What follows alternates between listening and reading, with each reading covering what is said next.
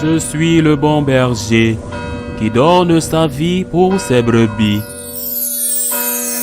Le Seigneur soit avec vous et avec votre esprit. Évangile de Jésus-Christ selon saint Luc. Gloire à toi, Seigneur. En ce temps-là, comme les pharisiens demandaient à Jésus quand viendra le règne de Dieu, il prit la parole et dit: La venue du règne de Dieu n'est pas observable.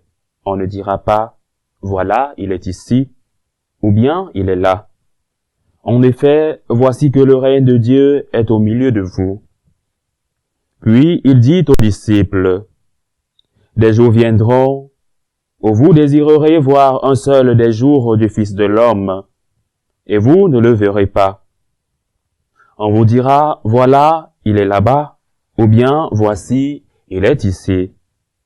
N'y allez pas, n'y courez pas. En effet, comme l'éclair qui jaillit illumine l'horizon d'un bout à l'autre, ainsi le Fils de l'homme, quand son jour sera là, mais auparavant, il faut qu'il souffre beaucoup, et qu'il soit rejeté par cette génération. Acclamons la parole de Dieu. Louange à toi, Seigneur Jésus. Bien-aimés de Dieu, aujourd'hui nous sommes réunis autour d'une question. Une question qui touche directement le cœur de chaque catholique, de chaque chrétien. Une question qui est pour nous très existentielle, très essentielle pour notre foi. La question de la venue du règne de Dieu. Et l'évangile que nous avons écouté, tiré de l'évangéliste Saint Luc, aborde des thèmes profonds concernant la venue du règne de Dieu. Et dans ce passage, Jésus répond à la question des pharisiens sur l'arrivée du règne de Dieu en affirmant que celui-ci est déjà présent au milieu de nous. Cela nous rappelle que le règne de Dieu n'est pas simplement un événement futur, comme bon nombre le pensent, un événement déjà eschatologique, mais une réalité spirituelle qui se manifeste dans la vie des croyants. Le règne de Dieu doit se manifester dans nos vies. Premièrement, que comprendre de la nature du règne de Dieu? Jésus souligne dans l'évangile que le règne de Dieu ne vient pas de manière observable, c'est-à-dire brusquement. Mais cela indique que le règne est spirituel et intérieur plutôt qu'un événement politique ou social. Il se manifeste par la transformation des cœurs et des vies. Le règne de Dieu se manifeste par la transformation des cœurs et des vies. Chaque fois que nous mettons en pratique l'évangile, nous faisons advenir le règne de Dieu. Le règne de Dieu, c'est la présence du Christ. En affirmant que le règne est au milieu de nous, Jésus met l'accent sur sa propre présence. Cela montre que la proximité de Dieu est essentielle pour comprendre et vivre ce règne. Le règne de Dieu est aussi l'attente eschatologique. Jésus parle aussi de la venue du Fils de l'homme, soulignant une dimension future du règne qui doit être attendue avec vigilance. Veillez et priez, car vous ne savez ni le jour ni l'heure. Cela nous rappelle que tout en vivant dans la réalité du règne aujourd'hui, il existe une promesse d'accomplissement plein et définitif à venir. Restez éveillés, car vous ne savez ni le jour ni l'heure, c'est-à-dire garder en présence d'esprit justement qu'il y a une fin pour tout un chacun. L'Église catholique, parlant du règne de Dieu, nous enseigne que le règne de Dieu est une réalité qui se construit à travers les actions des croyants, dans l'amour et la justice. Et justement, le pape Benoît XVI, dans un de ses livres, abordait le sujet qui nous intéresse aujourd'hui. Et il soulignait que le règne de Dieu implique une conversion intérieure, une réponse à l'appel du Christ à vivre selon l'Évangile. Et il a également insisté sur l'importance de la communauté ecclésiale dans la réalisation de ce règne qui se manifeste par la charité et le service. L'importance de la communauté ecclésiale, c'est-à-dire les petites communautés dans lesquelles nous nous réunissons. Notre église paroissiale est très importante pour faire advenir le règne de Dieu dans le service, la charité aux pauvres. Ainsi se réalise le règne de Dieu par des petites œuvres de charité, par les dons aux pauvres. Et c'est pourquoi dans les paroisses, il y a des services de caritas. Comment pouvons-nous donc aujourd'hui, nous chrétiens, nous préparer à faire advenir le règne de Dieu, à faire présent le règne de Dieu dans nos vies? Premièrement, nous devons promouvoir la justice et la paix. Les chrétiens, nous sommes appelés à être des artisans de paix, à défendre les opprimés et à travailler pour la justice sociale. Travailler pour la justice sociale. L'Église est experte en humanité. Nous devons donc travailler pour la justice sociale, chacun individuellement. Nous devons aussi vivre l'Évangile. Vivre l'Évangile, c'est-à-dire pratiquer les vertus chrétiennes comme l'amour, la miséricorde, l'humilité.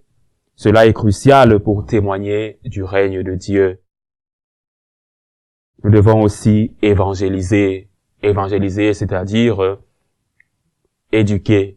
Éduquer, c'est-à-dire annoncer le message du Christ tel que lui-même l'a annoncé, sans enlever ne serait-ce qu'une virgule ni un point. Transmettre le dépôt de la foi tel qu'il a été annoncé depuis les apôtres jusqu'à nos jours, sans changer ni un verset ni une virgule. Transmettre la parole de Dieu, garder l'intégralité et l'intégrité de la parole de Dieu.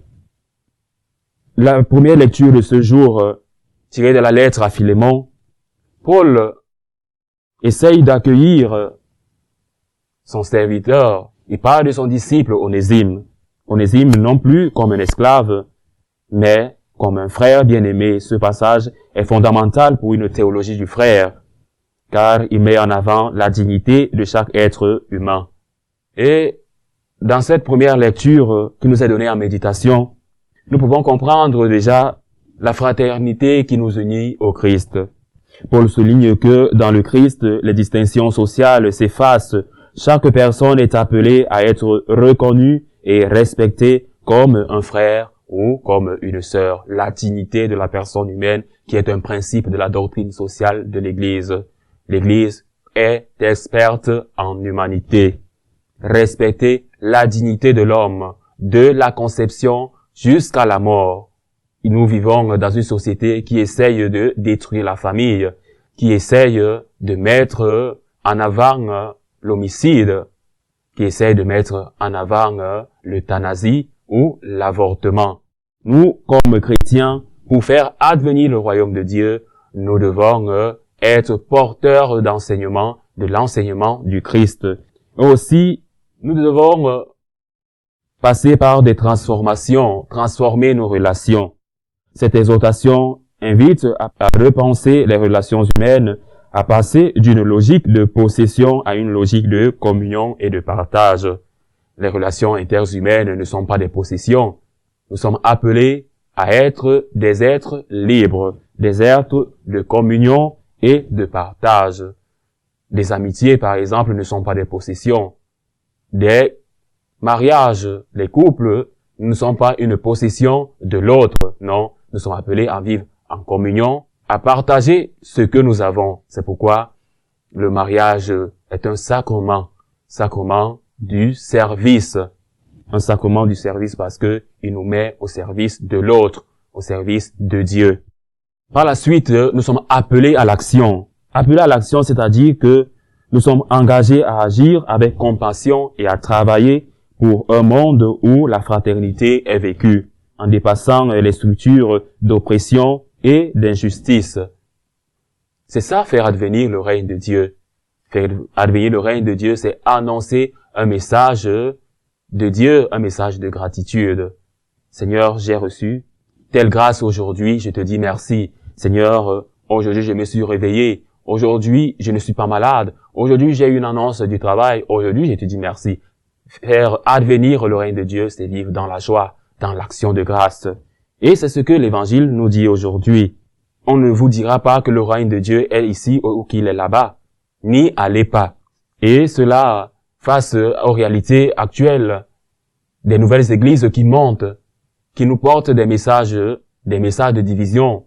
Ils vous demandent de quitter de vos obédiences religieuses pour aller vous unir à eux. Et ils vous diront que là-bas, ils ont la vérité. Quelle vérité ils ont?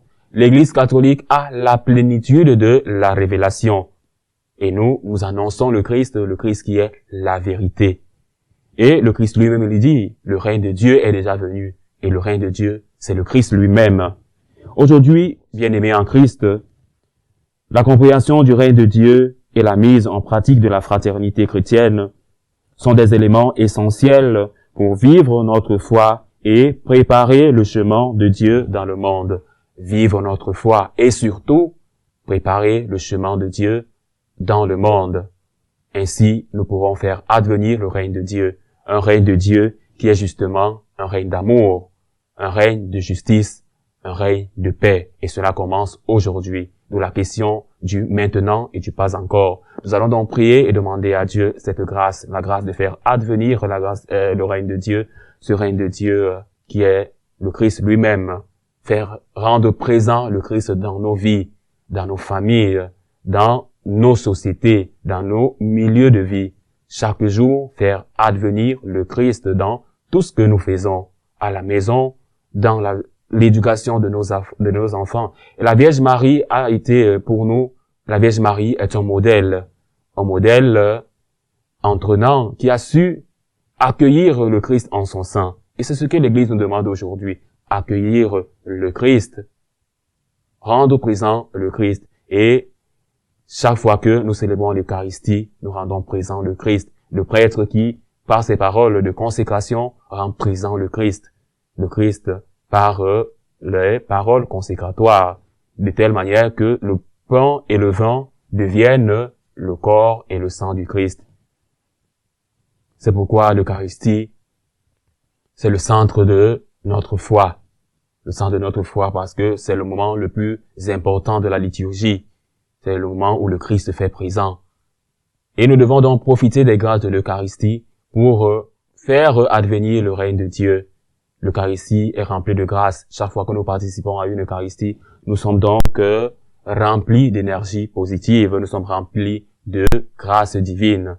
Et c'est cette grâce que nous voulons demander aujourd'hui. La grâce non seulement du repentir, mais la grâce de pouvoir porter le Christ toujours et surtout en état de grâce et mettre le Christ au premier rang. Il le mérite. Il est Dieu. Nous ne sommes pas Dieu. Que Dieu nous prenne en grâce, qu'il nous bénisse et que jour après jour nous puissions, nous, ses fidèles, nous, ses disciples, faire advenir le règne de Dieu. Que Dieu nous prenne en grâce et qu'il nous bénisse, le Saint Jésus-Christ, à jamais.